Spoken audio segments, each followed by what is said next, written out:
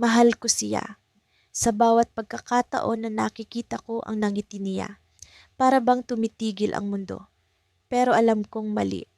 Mali ang nararamdaman ko dahil siya ang boyfriend ng kapatid ko, si Ella.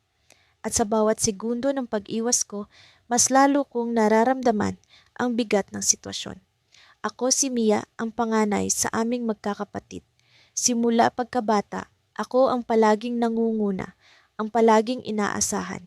Pero si Ella, ang bunso, ang prinsesa ng pamilya. Kung saan masaya si Ella, doon kami. At ngayon, ang kanyang kasiyahan ay si Liam, ang lalaking pinilit kong kalimutan pero hindi ko magawa. Magsimula ang lahat ng ipakilala ni Ella, si Liam sa amin. Sa unang tingin pa lang, alam kong ibang klasing tao siya. Matangkad, maayos manamit at ang mga mata niya. May kung anong misteryo na para bang inaakit ako kahit wala siyang sinasabi. Sinabi ni Ella na magkasama sila sa universidad at doon daw sila nagkakilala. Sa hapagkainan, habang masaya silang nagkukwentuhan, ako naman ay nanatiling tahimik. Hindi ko alam kung paano ko itatago ang biglang pagbilis ng tibok ng puso ko. Pagkalipas ng ilang buwan, mas madalas na siyang bumibisita sa bahay. Madalas silang maglalakad ni Ella sa hardin, nagkukulitan, tumatawa. Ako naman, nanonood mula sa bintana, pilit kinukumbinsi ang sarili na wala akong karapatang masaktan.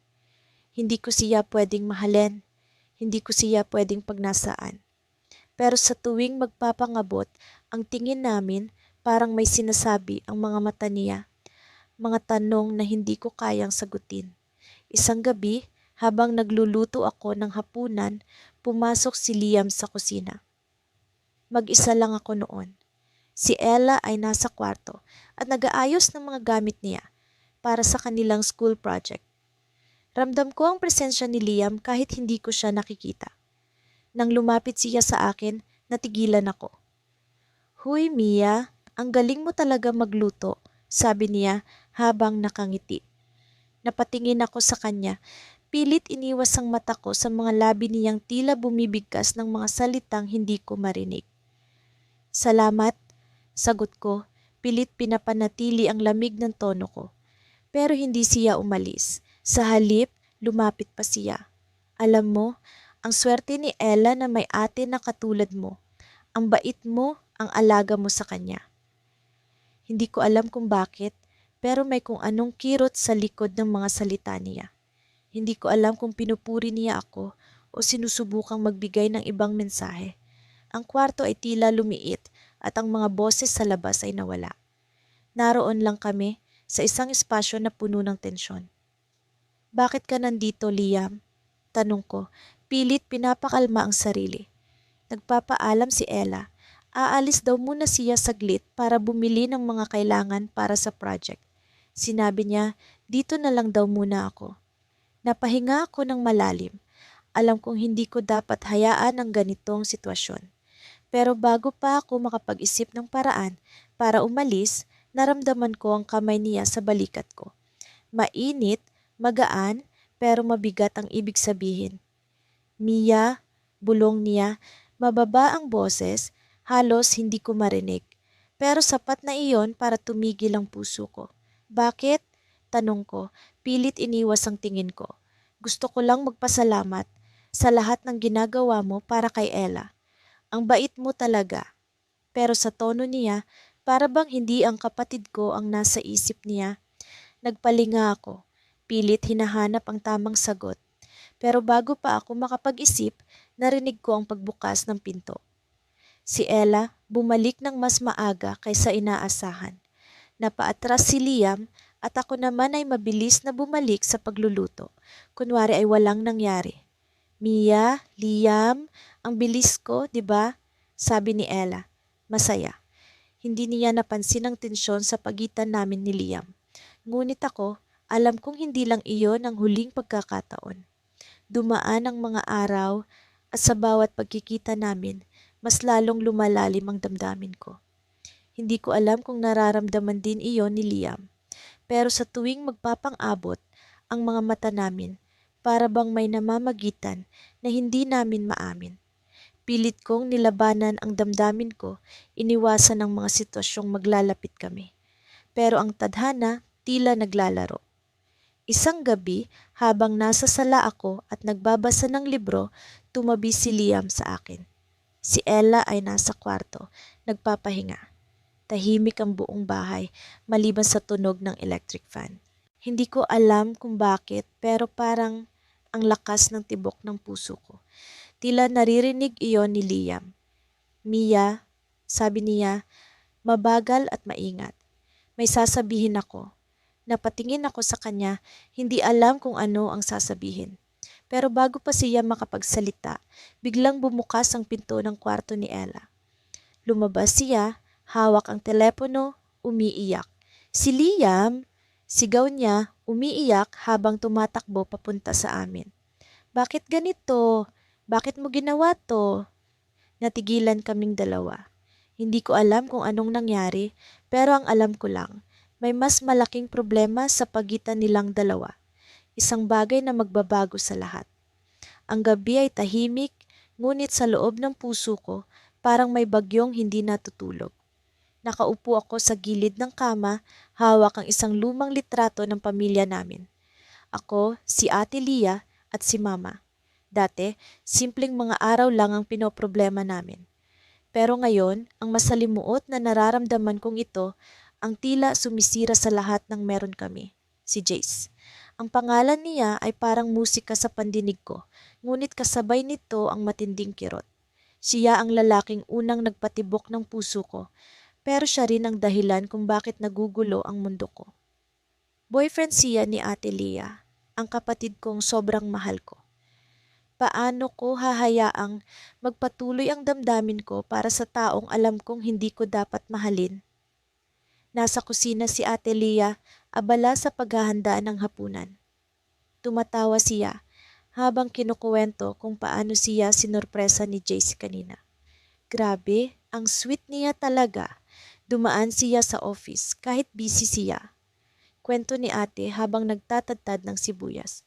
Tumatawa ako, pilit na pinapantayan ang sigla niya, pero sa loob-loob ko, nagkakabuhol-buhol ang damdamin ko.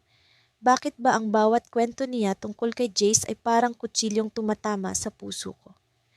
Nang dumating si Jace, dala niya ang paborito kong kakanin, puto na may keso sa ibabaw.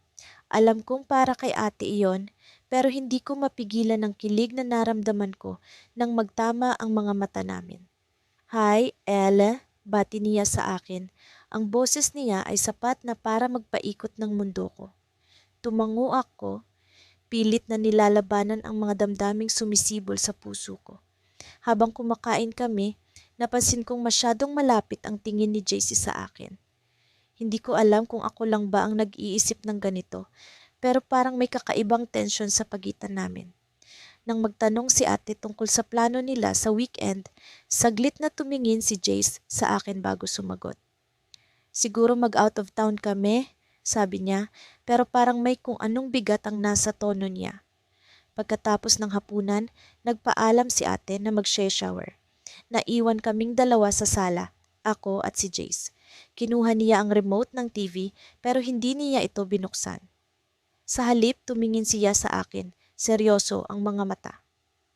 El, pwede ba tayong mag-usap? Tanong niya, ang boses niya ay mababa pero puno ng emosyon. Parang nagliyab ang buong katawan ko. Tungkol saan? Tanong ko, pilit na pinapanatili ang boses na kalmado. Huminga siya ng malalim.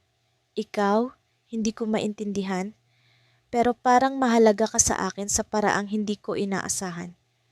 Halos malaglag ang hawak kong baso. Tumayo ako, hindi malaman ang gagawin. Jace, hindi mo dapat sinasabi. Yan, boyfriend ka ni ate, mahal ka niya. Lumapit siya sa akin pero umiwas ako. Parang ang bawat hakbang niya papalapit ay parang apoy na unti-unting nilalamon ang laman ko. Alam ko, pero hindi ko mapigilan, sagot niya. Ang boses niya ay puno ng pighati. Dahil sa kaba, nagdesisyon akong lumabas ng bahay. Hindi ko na kaya. Pero bago pa man ako makalayo, naramdaman ko ang kamay niya sa braso ko. Napahinto ako.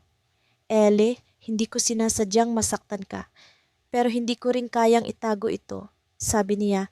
Ang tono niya ay puno ng pagmamakaawa. Tumalikod ako, pilit na nilalabanan ng luha.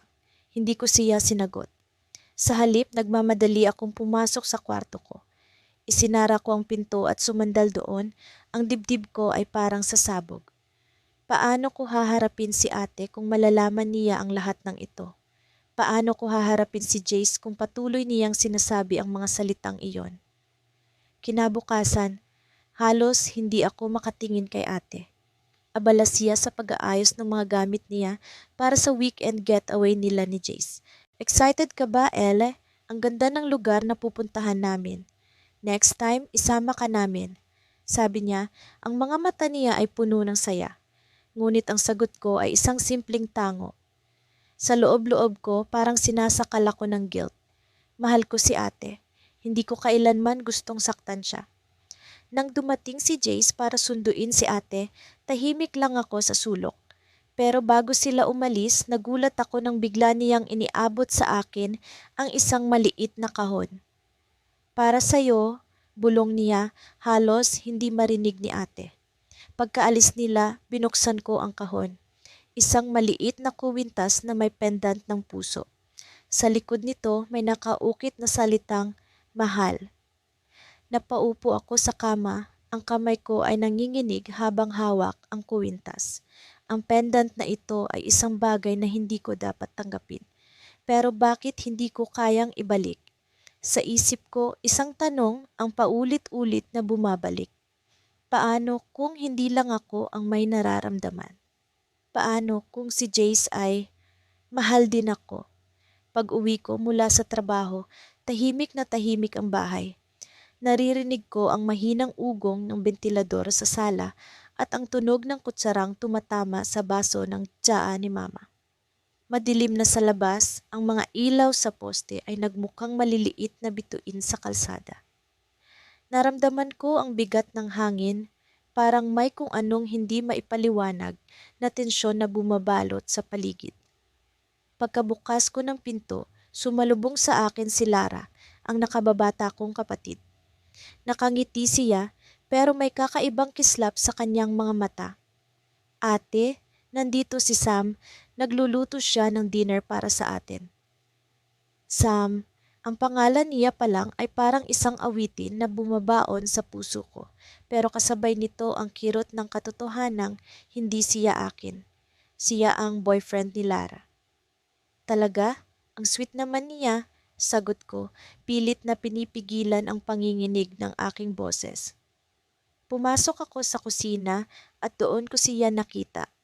Nakasuot ng apron, nagtatadtad ng bawang, nakakunot ang noo sa pag-iisip kung paano gagawing perpekto ang niluluto. Naramdaman niya ang presensya ko at tumingin si Sam sa akin. Biglang ngumiti. Ang nangiti niyang iyon ang laging nagpapabilis ng tibok ng puso ko. Hey Bea, bati niya. Malapit na to, hope you're hungry. Tumango lang ako, hindi makapagsalita. Umupo ako sa isang sulok, kunwari abala sa pag-scroll sa telepono ko, pero hindi ko maalis ang tingin ko sa kanya. Ang simpleng galaw ng kanyang mga kamay, ang pag-aalala kung tama ba ang timpla ng ulam, ang pag-aayos niya ng mesa. Lahat ng iyon ay parang isang eksenang hindi ko gustong tapusin. Nang magsimula kaming kumain, masayang nagkukwentuhan sina Lara at Sam. Nakakatawa ang mga kwento ni Sam at tuwang-tuwa si Lara, palaging humahagik-hik na parang bata. Pero ako, tahimik lang ako, pilit na ngumiti at tumawa paminsan-minsan. Sa bawat tingin ni Sam sa akin, tila may sinasabi ang kanyang mga mata, mga salitang hindi maaaring bigkasin. Napapaisip ako kung iniisip din ba niya ang nararamdaman ko o kung ganito rin ba ang nararamdaman niya. Pagkatapos ng hapunan, nagpaalam si Sam na aalis na. Hatid ko na siya, ate, sabi ni Lara habang kinukuha ang kanyang bag. Tumango lang ako pero sa loob ko, gusto kong pigilan si Sam na umalis. Gusto kong sabihin sa kanya ang lahat ng nararamdaman ko, na mahal ko siya, na araw-araw kong iniisip kung paano magiging tama ang mali naming damdamin. Pero hindi ko magawa. Hindi ko kayang saktan si Lara. Habang nag-aayos si Lara, lumapit sa akin si Sam. Nakangiti siya pero may kakaibang lalim sa kanyang mga mata. Bea, salamat sa dinner. Sana nagustuhan mo, bulong niya. Parang may kung anong init ang dumaan sa pagitan namin, isang sandaling punong-puno ng tensyon. Hindi ko alam kung ano ang magiging reaksyon ko. Tumango lang ako, pilit na ngumiti. Nang umalis na sila, naiwan akong mag-isa sa sala. Tumingin ako sa paligid, sa mesa, sa mga baso ng tubig na iniwan nila. Pakiramdam ko, parang ako ang iniwan sa isang eksenang hindi ko alam kung paano tatapusin. Pumikit ako, pilit na nilalabanan ang damdamin. Pia, hindi mo dapat maramdaman ito. Si Sam ay para kay Lara. Hindi mo siya pwedeng mahalin. Pero kahit anong pilit kong sabihin sa sarili ko, hindi ko mapigilan ang puso kong tumibok para sa kanya. Kinabukasan, nagising ako na may mabigat na pakiramdam. Sa trabaho, pilit kong iniwasang mag-isip tungkol kay Sam, pero kahit anong gawin ko, bumabalik siya sa isipan ko. Ang ngiti niya, ang mga mata niyang tila laging may sinasabi, ang paraan ng pag-aalaga niya kay Lara, lahat ng iyon ay parang isang sugat na paulit-ulit kong hinahaplos, kahit alam kong masakit. Pagka-uwi ko, naabutan kong si Lara ang nagluluto sa kusina. Ate, may sasabihin ako, sabi niya habang abala sa pag-igib ng sabaw. Tumigil siya, tumingin sa akin at ngumiti. Sinabi na ni Sam sa akin ang plano niya. Ate, he's going to propose, magpapakasal na kami. Halos hindi ko marinig ang huling bahagi ng sinabi niya. Parang biglang bumagal ang mundo at ako lang ang nakatayo sa gitna ng isang eksena na parang pelikula. Ang bawat salita ni Lara ay parang palaso na tumama sa puso ko. Magpapakasal na sila. Si Sam, ang lalaking mahal ko, ay magiging asawa ng kapatid ko. Hindi ko alam kung paano ako magre-react. Ngumiti ako, pilit na pinipigil ang panginginig ng aking labi. Talaga? Ang saya naman. Sigurado akong magiging masaya kayo. Ang mga salitang iyon ay parang mga balaraw na isinaksak ko sa sarili ko. Pero hindi ko pwedeng ipakita ang sakit. Hindi ko pwedeng sirain ang kaligayahan ni Lara. Habang nag-uusap kami, biglang tumunog ang telepono ko. Isang mensahe mula kay Sam. Pia, kailangan kitang makausap. Ngayon, napatingin ako kay Lara na abala sa pagluluto, walang kaalam-alam sa nangyayari. Ano ang gagawin ko? Sasagutin ko ba ang tawag niya o iiwasan ko na lang? Pero ang tanong na mas mahirap ay ano ang sasabihin niya sa akin? Nakatitig ako sa mesa habang naririnig ko ang mahihinang tawanan nila sa sala. Ang boses ni Ella, ang kapatid kong masayahin at palaging nasa sentro ng usapan, ay parang musika sa pandinig ko. Pero ngayong gabi, tila may ibang tunog na hindi ko maialis sa isip. Kasama niya si Marco, ang boyfriend niya, ang lalaking pilit kong tinatanggal sa puso ko. Kaninang umaga, sinubukan kong kumbinsihin ang sarili ko. Hindi ako dapat ganito. Hindi tama. Pero paano mo pipigilan ang damdamin kung sa bawat pagkakataon na naririnig mo ang pangalan niya, parang may gumuguhit na init sa dibdib mo? Paano mo iiwasan ang isang bagay na hindi mo naman sinasadya? Lumapit si Ella sa kusina, may hawak na baso ng wine at ngumiti sa akin. Ate, okay ka lang ba? Parang ang tahimik mo ngayon. Tumango ako at nagpilit ng nangiti. Inaantok lang siguro. Ngunit hindi niya ako pinaniwalaan. Tumingin siya sa akin ng may pagsusuri, parang may napansin. Sigurado ka? Hindi ka naman ganito dati? Masyado kang seryoso lately. Naputol ang usapan namin nang sumulpot si Marco sa likod niya. Hawak ang cellphone at may nangiti sa labi. Ella, tingnan mo to. Maganda ba para sa trip natin sa Batangas? Inabot ni Ella ang cellphone at magaan niyang sinampal si Marco sa braso. Ang dami mong plano, hindi pa nga tayo tapos sa itinerary. Natawa si Marco at sa unang pagkakataon ngayong gabi napatingin siya sa akin. Isang saglit lang, pero sapat para magulo ang mundo ko. Ang mga mata niya parang may sinasabi pero hindi ko mabasa. Gusto kong umiwas, pero parang may magnetong humihila sa akin. Ate, gusto mo bang sumama sa amin sa Batangas? Tanong ni Ella, puno ng excitement. Halos hindi ako makapagsalita. Hindi. May trabaho ako sa araw na yon, pero salamat. Naibalik ko ang tingin ko sa mesa. Pilit na hindi nagpapahalata. Pero naramdaman ko ang presensya ni Marco, ang tahimik niyang pagtitig kahit hindi siya nagsasalita. Ginawa ko ang lahat para huwag magpakita ng emosyon. Pero sa loob-loob ko, parang may bagyong bumabangon. Pagkatapos ng hapunan, nagpaalam si Marco na uuwi na. Nagyakapan sila ni Ella sa harap ko at wala akong magawa kundi panoorin. Ang bawat galaw nila, bawat pagngiti ni Ella ay parang kutsilyong tumatama sa puso ko. Ngunit kailangan kong tiisin. Mahal ko ang kapatid ko, mahal ko ang pamilya ko, at kahit na masakit, alam kong hindi ko kailanman pwedeng hayaan ang damdamin ko na sirain ang lahat. Nang umalis si Ella para asikasuhin ang mga natirang pagkain sa sala, sinundan ko si Marco sa pintuan.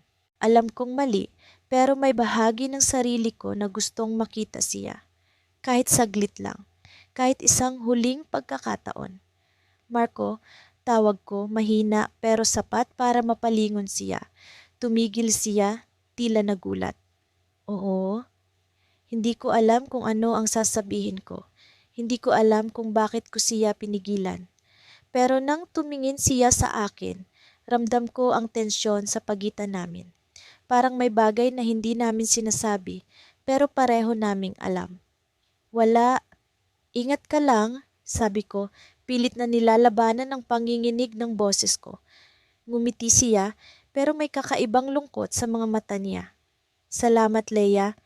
At sa unang pagkakataon, tinawag niya ang pangalan ko. Hindi ate, hindi kapatid ni Ella. Leia, ako, pagbalik ko sa loob ng bahay, nakahinga ako ng malalim, pero hindi sapat para tanggalin ang bigat sa dibdib ko. Ang damdamin ko para kay Marco, hindi lang ito simpleng crush. Alam kong higit pa ito at alam kong mali. Pero paano mo pipigilan ang isang bagay na tila sinadya ng tadhana? Kinabukasan, nagising akong may kakaibang kaba. Nagdesisyon akong magpunta sa grocery para magpalipas oras. Habang naglalakad ako sa pagitan ng mga aisle, naramdaman kong may nakatingin sa akin. Nang lumingon ako si Marco. Leia, tawag niya, halatang nagulat. Marco, anong ginagawa mo dito? Tanong ko, pilit na pinapakalma ang sarili. Namimili lang, ikaw? Ganun din. Naglakad kami sa parehong direksyon, parang mga estranghero na sinubukang maging normal. Pero nang dumating kami sa isang tahimik na sulok, bigla siyang tumigil. Leia, kailangan ko itong sabihin. Simula niya at ramdam ko ang kaba sa boses niya. Marco, huwag. Please, pagsusumamo ko, alam ang susunod niyang sasabihin. Pero hindi siya nakinig. Hindi ko alam kung paano nangyari, pero nararamdaman ko rin ang nararamdaman mo at hindi ko alam kung paano ito itatama. Bumuhos ang luha ko, hindi dahil sa sinabi niya, kundi dahil sa katotohanang alam kong wala itong patutunguhan. Marco, mahal ko ang kapatid ko. Mahal mo siya, hindi tayo pwede. Tumango siya, pero kita sa mukha niya ang sakit. Alam ko, pero hindi ko kayang magpanggap na wala ito. Hindi ko kayang itago. Ang tahimik na aisle ng grocery ay parang naging mundo namin. Puno ng tensyon at emosyon. Pilit kong iniwas ang tingin ko, pero hinawakan niya ang kamay ko. Isang simpleng galaw, pero nagbigay ng libu-libong damdamin. Leia, sabihin mo sa akin kung paano natin ito tatapusin. Bulong niya, desperado. Bago ko pa siya masagot, narinig namin ang boses ni Ella sa likod namin. Marco, Ate Leia, tumayo kami pareho, nagulat, at nakita namin si Ella na nakatingin sa amin. Ang mga mata niya puno ng pagtataka at sakit. Ang mundo ko tuluyang bumagsak. Lumipas ang ilang araw na pilit kong iniwasan si Adrian. Masakit, pero alam kong ito ang tama. Sa tuwing nagkakasalubong kami sa bahay, simpleng tango lang ang binibigay ko. Hindi ko na siya tinititigan ng matagal kahit ramdam ko ang mga mata niyang nakatutok sa akin. Parang may gustong sabihin pero hindi niya magawa. At ako, hindi ko rin kayang magtanong. Ang bawat segundo na magkalapit kami ay parang may pumipiga sa puso ko, kaya mas mabuti na lang na umiwas. Si Ate Camille, gaya ng dati, puno ng sigla. Nakikita ko kung paano niya tinatrato si Adrian. Parang prinsipe.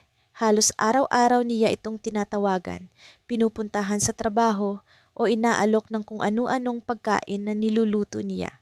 Sila ang perpektong larawan ng magkasintahan at ako ang tahimik na tagapanood na pilit nilalabanan ang damdamin. Lagi kong iniisip, hindi dapat, hindi pwede. Isang gabi, habang nag-aayos ako ng lamesa para sa hapunan, biglang tumawag si Adrian sa telepono. Narinig ko ang boses niya mula sa sala at para bang nagkaroon ng sariling buhay ang puso ko. Si Ate Camille ang sumagot at masayang nag-usap ang dalawa. Pero may kakaiba sa tono ni Adrian. Parang may bigat ang bawat salitang lumalabas sa bibig niya. Hindi ko alam kung ako lang ba ang nakakapansin, pero may lungkot sa boses niya. Pilit kong kinalma ang sarili, tinutok ang atensyon sa mga pinggan.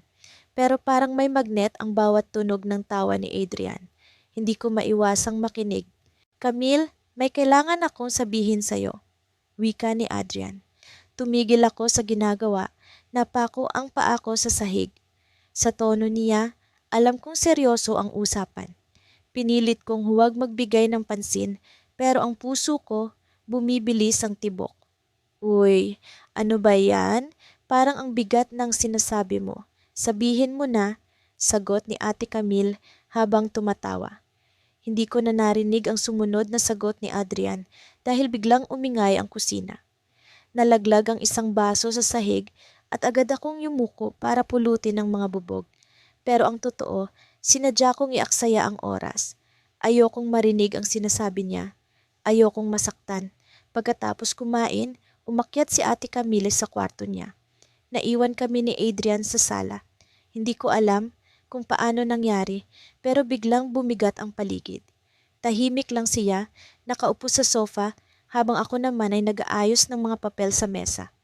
Ramdam ko ang presensya niya, ang init na dala ng katawan niya kahit hindi kami magkalapit.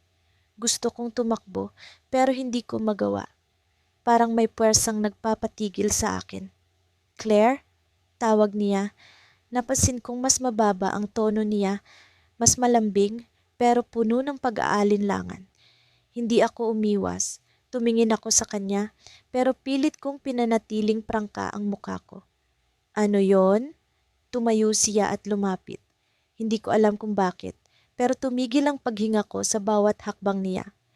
Nang makalapit na siya, tumingin siya sa akin ng diretso. Parang may gustong iparating ang mga mata niya pero hindi niya masabi. May kailangan akong sabihin sa'yo, wika niya, halos pabulong. Ramdam ko ang tensyon sa kanyang tinig, ang pag-aalinlangan, ang bigat na pilit niyang dinadala. Umiling ako. Huwag, Adrian, hindi mo kailangang sabihin. Hindi mo kailangang gawin ito. Pero hindi siya sumuko. Hindi ko na kayang itago, Claire. Alam kong mali pero hindi ko kayang magpanggap. Hindi ko kayang itago kung ano ang nararamdaman ko. Tumayo ako, pilit na iniwas ang tingin sa kanya. Adrian, boyfriend ka ng ate ko, pamilya ko siya. Hindi mo dapat sabihin yan, hindi mo dapat maramdaman yan. Humakbang siya palapit at biglang naramdaman ko ang init ng kamay niya sa braso ko. Hindi ko alam kung bakit pero hindi ko siya tinanggal. Nanatili akong nakatayo, pilit nilalabanan ang damdamin. Claire, mahal kita, bulong niya, sapat para marinig ko. Hindi ko alam kung paano ko nagawang manatili sa kinatatayuan ko.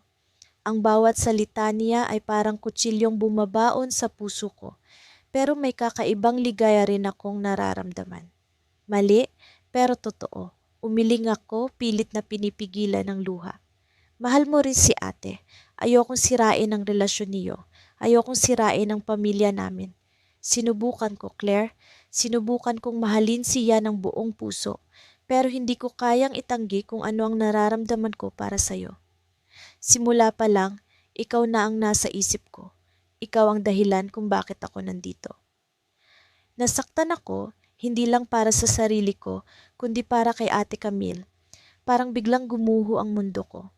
Alam kong mali, pero hindi ko alam kung paano haharapin ang katotohanan. Adrian, hindi pwede. Hindi dapat. Hindi ito tama. Sabi ko, at tinanggal ang kamay niya sa braso ko. Nagulat ako nang biglang bumukas ang pinto ng kwarto ni Ate Camille. Nakita ko siya sa may hagdan, nakatingin sa amin. Hindi ko alam kung gaano siya katagal doon, pero ang ekspresyon sa mukha niya ay hindi ko makalimutan. Pumasok ako sa bahay na may kaba sa dibdib, tila may nakabigat na bakal sa bawat hakbang ko. Ang sala ay tahimik, maliban sa mahina at banayad na tunog ng telebisyon na parang sinadyang hinaan upang hindi makaistorbo. Si Ate Clara ay nakaupo sa sopa, nakasandal habang abala sa pag-scroll sa kanyang cellphone. Ang kanyang buhok ay nakapusod, ang kanyang mukha sereno. Parang walang kahit anong iniisip na problema. Sa isang iglap, naisip ko kung paano niya ako tinitingnan bilang kapatid, bilang taong dapat niyang maaasahan. Ngunit paano kung malaman niya ang lihim na matagal ko nang pinipilit ilibing? Uy, nandiyan ka na pala, bati niya sa akin nang hindi tumitingin mula sa kanyang screen. May pagkain sa kusina. Kumain ka na ba? Ngumiti ako, pilit na normal ang kilos. Oo, ate. Busog pa ako. Salamat. Tumango siya, saka muling binaling ang pansin sa kanyang telepono. Umupo ako sa kabilang dulo ng sopa, iniwas ang tingin sa kanya. Ramdam ko ang pawis sa aking palad, ang kabog sa aking dibdib na pilit kong kinokontrol. Napatingin ako sa telebisyon, ngunit hindi ko maintindihan ang mga nangyayari sa palabas. Ang utak ko'y puno ng tanong, paano ako napunta sa ganitong sitwasyon? Bakit ba hindi ko magawang kontrolin ang nararamdaman ko? Habang nagmamasid ako sa paligid, narinig ko ang pagbukas ng pinto. Bumaling ako at doon ko siya nakita, si Neil. Ang kanyang presensya ay parang alon na biglang dumaluyong sa aking katauhan. Ang mga mata niya ay tumama sa akin, saglit nang ngumiti pero agad na bumaling kay Ate Clara. Hindi ko alam kung paano ko siya dapat tingnan. Si Neil, ang lalaking minahal ko ng tahimik, ang lalaking pinangarap kong kalimutan, at ang lalaking boyfriend ng kapatid ko. Hi babe! Masiglang bati ni Ate Clara kay Neil habang tumayo upang yakapin siya. Ang halik sa pisngi nilang dalawa ay parang punyal na tumusok sa aking dibdib. Pinilit kong ngumiti, pinilit kong magmukhang masaya para sa kanila. Pero sa loob ko, parang may apoy na unti-unting kumakain sa akin. Hi Mia, bati ni Neil sa akin. Ang boses niya ay palaging may lambing kahit simpleng salita lang ang binibitawan. Tumango ako at ngumiti pero hindi ko masabi ni isang salita. Nagmamadali akong tumayo, nagkunwaring pupunta sa kusina para magkunwaring abala. Sa likod ng pinto ng kusina, sumandal ako at pilit na pinakalma ang sarili. Hindi ko alam kung kaya ko pang harapin ang ganitong sitwasyon araw-araw. Ang bawat araw na nakikita ko silang masaya ay parang patuloy na pag-apak sa puso ko. Pero ano ang magagawa ko? Mahal ko si Ate Clara. Hindi ko siya kayang saktan. Hindi ko kayang agawin ang taong mahal niya, kahit pa masakit ito para sa akin. Okay ka lang ba? Biglang tanong ni Neil na tila sumulpot sa likod ko nang hindi ko namamalayan. Napatalon ako, agad na inayos ang sarili. Hindi ko alam kung narinig niya ang mga buntong hininga ko o nakita ang kunot sa noo ko. Ah, oo. Nagayos lang ako ng tubig, sagot ko, pilit na ngumiti. Pero ang mga mata niya tila nagbabasa ng bawat galaw ko. Naramdaman ko ang tensyon sa pagitan namin, ang tila hindi maipaliwanag na koneksyon na kahit anong pilit kong burahin ay naroon pa rin. Mia, biglang bulong niya, pero tumigil siya na parang may iniisip. Napalunok ako, hindi alam kung ano ang susunod niyang sasabihin. Ang titig niya ay malalim, parang may hinahanap sa akin. Neil, huwag. Mahina akong sabi, halos pabulong lang. Alam ko kung saan papunta ang usapan na ito at hindi ko kayang marinig. Hindi ko kayang maramdaman na may posibilidad na nararamdaman din niya ang nararamdaman ko. Sapat na ang sakit na dulot ng aking lihim. Hindi ko na kailangan ng higit pa. Sorry, Mia. Hindi ko alam kung bakit ganito. Sagot niya at sa tono ng boses niya, naramdaman ko ang bigat ng kanyang damdamin. Pilit kong iniiwas ang tingin sa kanya pero naramdaman ko ang paglapit niya. Ang bawat hakbang niya papunta sa akin ay parang kumakabog sa puso ko. Mahal mo siya, Neil, si Ate Clara. Huwag mo akong bigyan ng dahilan para masaktan siya, madiin kong sabi. Pinilit kong gawing matatag ang boses ko. Pero ang puso ko'y parang basag na salamin, unti-unting nadudurog sa bawat salita. Hindi ko alam kung paano, pero hindi niya natapos ang sasabihin. Bigla kong narinig ang mga yabag ni Ate Clara papunta sa kusina. Napaatras si Neil, tila kinabahan sa posibilidad na mahuli kami. Uy, anong ginagawa niyo rito? Tanong ni Ate Clara habang nakangiti. Walang kaalam-alam sa tensyon na naglalaro sa pagitan naming dalawa. Napangiti rin ako, pilit na pinapawi ang anumang bakas ng damdamin sa mukha ko. Nag-aayos lang ng tubig, sagot ko, sabay balik sa mesa upang kunin ang baso. Si Neil naman ay ngumiti pero halatang may kaba sa kilos niya. Hindi ko alam kung naramdaman ni Ate Clara ang kakaibang aura sa pagitan namin, pero wala siyang sinabi. Naglakad siya papunta sa refrigerator, nagtanong kung gusto namin ng dessert. Pagbalik ko sa sala, tahimik akong umupo. Si Neil ay nasa tabi ni Ate Clara, pero ang mga mata niya ay hindi maikakailang palaging bumabalik sa akin. Parang may lihim na usapan ang mga mata namin. Isang usapan na hindi dapat mangyari, isang usapan na hindi dapat makita ng iba. At sa sandaling iyon, dumating ang tawag sa cellphone ni Ate Clara. Tumayo siya, saglit na nagpaalam sa amin upang sagutin ang tawag sa kwarto. Naiwan kaming dalawa ni Neil magkatabi sa sala. Biglang bumulong si Neil, mahina ngunit malinaw. Mia, kailangan nating mag-usap. Hindi ko na kayang itago ito. Napatingin ako sa kanya, ang mga mata ko'y puno ng takot at kaba. Hindi ko alam kung ano ang ibig niyang sabihin, pero alam kong hindi maganda ang susunod na mangyayari. Pagod na akong magpanggap.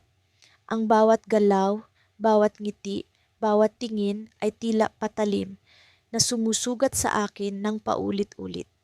Hindi ko na mabilang kung ilang beses kong sinubukang kumbinsihin ang sarili na kaya ko ito.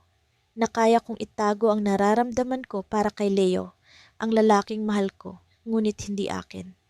Siya ang boyfriend ng kapatid kong si Angela.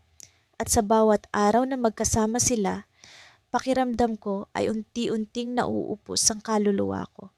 Ngunit hindi ko ipinahahalata. Kailangang itago, kailangang labanan, para sa pamilya, para kay Angela. Isang gabi, habang abala si Mama sa kusina at si Papay nanonood ng balita, narinig ko ang tawanan nila, Angela at Leo sa sala. Naglalaro sila ng board game at si Angela, gaya ng dati, ay malakas tumawa. Yung tawang parang walang problema sa mundo. Si Leo naman ay nakaupo sa sofa, nakangiti, pero ang mga mata niya ay biglang lumingon sa akin. Sandali lamang iyon, pero sapat na para maramdaman ko ang init sa pisngi ko. Tumalikod ako kaagad, kunwari may hinahanap sa mesa. Ngunit alam kong naramdaman din niya ang biglaang tensyon. Bakit ganoon? Bakit kahit anong iwas ko parang hinahabol niya ako? O baka ako ang patuloy na naghahanap ng dahilan para magkaugnayan kami? Hindi ko alam. Ang alam ko lang, mali ang nararamdaman ko, pero hindi ko rin ito kayang burahin. Kinagabihan, habang nakahiga ako, hindi ko mapigilang balikan ang sandaling iyon. Ang saglit na pagtatagpo ng mga mata namin ni Leo. Malinaw pa rin sa akin ang titig niya. Hindi galit, hindi rin malamig. May kakaibang init, may tanong, may pakiramdam na tila may alam siya, pero hindi niya sinasabi. Hindi ba niya nararamdaman ang bigat ng sitwasyon? O sadyang wala siyang pakialam? Kinabukasan, hindi ko inaasahan ang nangyari. Habang papunta ako sa kusina, narinig ko ang boses ni Angela sa telepono. Oo, Leo, pupunta ako mamaya, pero baka gabihin ako. May kailangan lang akong asikasuhin sa opisina. Nang matapos ang tawag, lumapit siya sa akin, masaya. Ate, hindi ka busy mamaya, di ba? Pwede mo bang samahan si Leo? Ayoko kasi siyang pababayaan. Alam mo naman, sensitive yun kapag mag-isa. Gusto kong tumanggi pero paano? Paano ko sasabihin kay Angela na hindi ko kayang makasama si Leo ng mag-isa? Na ang bawat sandali na magkasama kami ay parang paglalagay ng gasolina sa apoy na pilit kong pinapatay? Kaya ngumiti na lang ako, maskara ng kasinungalingan. Oo naman, ako nang bahala. Pagdating ng hapon, tumawag si Leo. Angela said you'll be with me tonight. Tahimik ako sa kabilang linya, pilit pinipigilan ang panginginig ng boses ko. Oo, ang sagot ko, halos pabulong. Saan tayo magkikita? Nagkasundo kaming magkita sa malapit na coffee shop. Nang dumating ako, naroon na siya. Nakaupo sa tabi ng bintana, may hawak na librong hindi ko mabasa ang pamagat. Nang makita niya ako, ngumiti siya, pero hindi ko mabasa kung anong klase ng nangiti iyon. Hindi ko rin alam kung paano ko siya dapat tingnan. Kaya tumingin na lang ako sa mesa, kunwari abala sa pag-aayos ng bag. Angela's lucky to have you as her sister, sabi niya habang inaayos ang tasa ng kape niya. Hindi lahat ng tao gagawin ang ginagawa mo para sa kanya. Nagulat ako. Hindi ko alam kung ano ang ibig niyang sabihin o kung paano ko ito sasagutin. Kaya ngumiti lang ako, pilit pinipigilan ang damdamin kong tila sasabog. Ngunit ang susunod niyang sinabi ay nagpatigil sa akin. Pero alam kong mahirap ito para sa'yo. Muntik ko nang mabitawan ang tasa ng kape ko. Tumingin ako sa kanya at sa wakas nakita ko sa mga mata niya ang kumpirmasyon. Alam niya. Alam niya ang nararamdaman ko. Walang salita ang lumabas sa bibig ko. Nanatili akong nakaupo, nakatingin sa kanya, habang ang mundo ko'y tila bumaliktad. Leo, anong ibig mong sabihin? Tanong ko, kahit alam ko na ang sagot. Umaasa akong mali ang iniisip ko, pero hindi. Alam kong mahal mo ako. Sagot niya, direkta, walang pag-aalinlangan. At alam ko ring sinusubukan mong labanan iyon para kay Angela. Parang nawala ang hangin sa paligid. Parang lahat ay umikot. Hindi ko alam kung paano ako dapat mag-react. Gusto kong magalit sa kanya, gusto kong magtago, gusto kong tumakbo. Pero ang lalong nagpakulo sa loob ko ay ang katotohanan. Hindi ko siya sinagot dahil alam kong totoo ang sinabi niya. Tumayo siya, lumapit sa akin at tumigil sa harap ng mesa. Hindi ko sinasadyang mahalin ka, pero hindi ko rin ito kayang itago. Ang mga salitang iyon ay parang kidlat na tumama sa akin. Hindi ko alam kung paano ko haharapin si Angela pagkatapos nito. Paano ko haharapin ang sarili ko at ang higit na masakit, sa kabila ng lahat ng mali, sa kabila ng lahat ng kasalanan, ang puso ko'y sumigaw ng isa.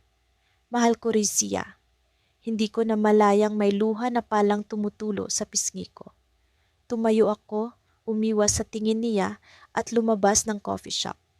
Hindi ko alam kung susundan niya ako, pero naramdaman ko ang presensya niya sa likuran ko.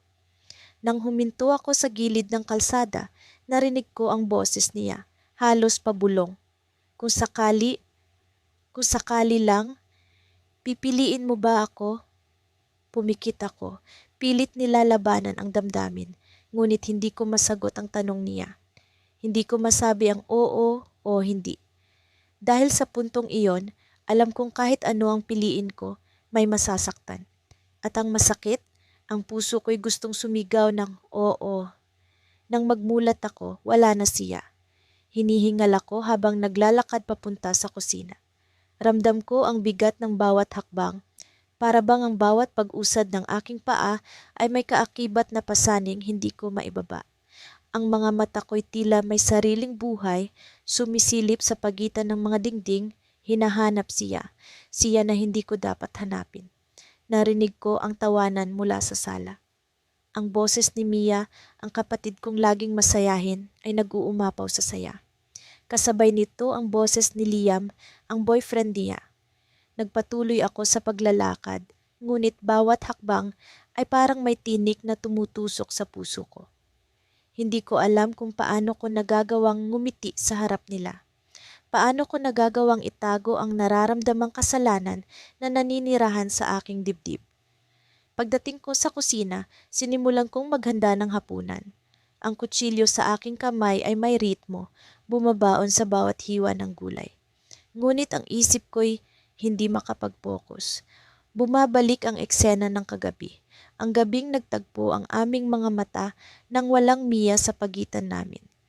Nasa balkonahe ako noon, nakaupo, iniisip ang mga bagay na hindi ko dapat isipin. Nang biglang lumabas si Liam. Ang malamlam na ilaw ng buwan ang nagsilbing saksi sa aming pagkikita. Hindi ko alam kung bakit siya lumapit sa akin. Hindi ko alam kung bakit hindi ako umalis. Pero ang natatandaan ko, ang bawat hakbang niya palapit sa akin ay nagdulot ng tensyon na hindi ko maipaliwanag. At nang magsalita siya, nang sabihin niyang, alam kong naiilang ka kapag nandito ako. Ang mga salita niya ay tila isang kutsilyong tumagos sa aking puso. Hindi ako sumagot. Hindi ko alam kung ano ang dapat kong sabihin. Pero nang tumingin siya sa akin, ang mga mata niyang puno ng tanong, para bang hinihingi ang sagot na hindi ko kayang ibigay, doon ko naramdaman ang tunay na takot. Takot na baka mabasa niya ang nararamdaman ko. Takot na baka malaman niya ang lihim na itinatago ko. Nabalik ako sa kasalukuyan nang marinig kong tumawa si Mia, malakas at masaya. Ang tunog ng kanyang tawa ay parang isang paalala na hindi ako dapat magpadala sa damdamin ko. Siya ang kapatid ko, siya ang pamilya ko, at si Liam ay para sa kanya, hindi para sa akin. Habang iniihaw ko ang manok, naramdaman ko ang presensya sa likuran ko. Hindi ko kailangang lumingon para malaman kung sino iyon. Si Liam, ang amoy ng pabango niya, ang bigat ng kanyang paghinga. Lahat ito'y pamilyar. Hindi ko alam kung sinasadya ba niyang magpakita sa akin sa mga ganitong pagkakataon o kung isang malaking biro lamang ng tadhana ang lahat. May maitutulong ba ako? Tanong niya, malumanay ang tono. Umiling ako, hindi tumingin sa kanya.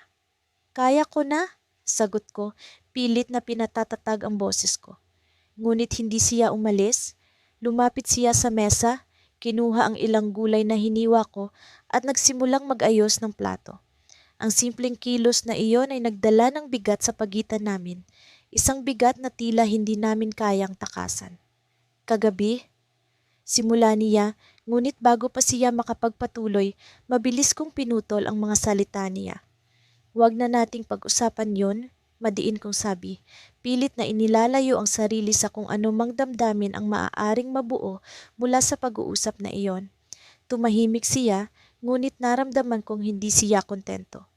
Gusto pa niyang magsalita, ngunit alam niyang hindi ito ang tamang pagkakataon. Umalis siya sa kusina, iniwan akong mag-isa, ngunit ang presensya niya ay parang hindi pa rin umaalis. Pagkatapos ng hapunan, nagpaalam ako sa kanila na pupunta muna sa tindahan. Kailangan kong magpahangin, kailangan kong makawala. Ngunit sa paglabas ko ng bahay, narinig ko ang tunog ng mga yapak sa likuran ko. Hindi ko kailangang lumingon para malaman kung sino iyon. Si Liam muli. Lia, tawag niya, mahina ngunit puno ng emosyon. Tumigil ako, hindi lumingon, hindi gumalaw. Alam kong mali ito, pag-amin niya. Alam kong hindi ko dapat sabihin to. Pero hindi ko kayang magpanggap na wala akong nararamdaman. Ang mga salita niya ay parang kidlat na tumama sa akin. Hindi ko alam kung paano ako hihinga. Hindi ko alam kung paano ako kikilos. Ang mundo ko'y parang tumigil sa pag-ikot. Liam, ang tangi kong nasabi, ngunit bago pa ako makapagpatuloy, biglang bumukas ang pintuan ng bahay. Si Mia, nakangiti, hawak ang telepono, tila walang kaalam-alam sa nangyayari. Hala, Lia, ang tagal mo, tara, samahan mo ako sa kwarto. May ipapakita ako sa'yo. Masigla niyang sabi. Hindi ko alam kung paano ako ngumingiti sa kanya. Hindi ko alam kung paano ko nagagawang magpatuloy na parang walang nangyari. Ngunit sa likod ng nangiti ko, naramdaman kong bumagsak ang mundo sa pagitan namin ni Liam. Ang mga salitang binitiwan niya'y hindi ko na maibabalik. At alam kong simula sa gabing ito, magbabago na ang lahat. Pagod na pagod ako sa araw na iyon. Isang mahabang linggo ng trabaho ang natapos at ang tanging nais ko lang ay makauwi, humiga at magpahinga.